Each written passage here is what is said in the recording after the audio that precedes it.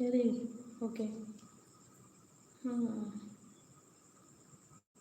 Career అంటున్నావు కదా, నువ్వు ఏదైతే ఫస్ట్ నుంచి నువ్వు సీడ్ అనేది వేస్తావో రిలేషన్షిప్ కూడా. ఓకే, రెండిటికి నువ్వు బాండ్ చేసుకో.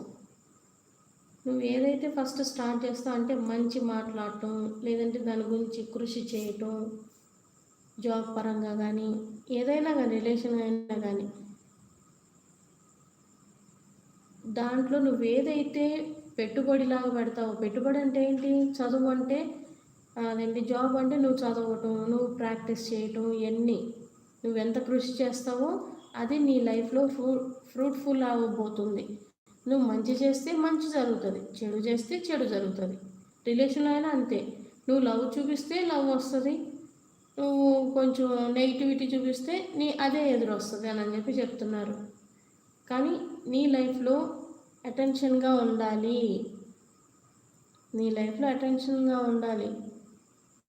ఏ విషయమైనా కానీ, రిలేషన్ అయినా కానీ, అమౌంట్ పరంగా, ఆర్థికంగా, ఇవన్నిటికీ మిస్టేక్స్ అనేది చెయ్యొద్దు.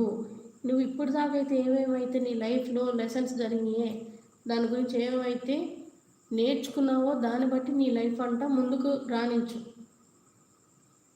ఏమైంది అని అనుకుంటావేమో, కానీ ఎప్పుడో కాబట్టి దెబ్బ తిన్నుంటావు కదా, జాబ్ కానీ, కెరీర్ కానీ, రిలేషన్లో కానీ, ఏదైనా కానీ. దాని నుంచి ఒక్కసారి దెబ్బతిన్నాక దాని గురించి తెలుసుకొని ఇంకా ముందుకి ఎలాగ బిహేవ్ చేయాలి, ఎలా ఉండాలి అనేది నువ్వు గ్రహించుకోవాలి అని చెప్పి చెప్తున్నారు. అవి నీ లైఫ్లో నీ పాత్ ఏంటో చూపించే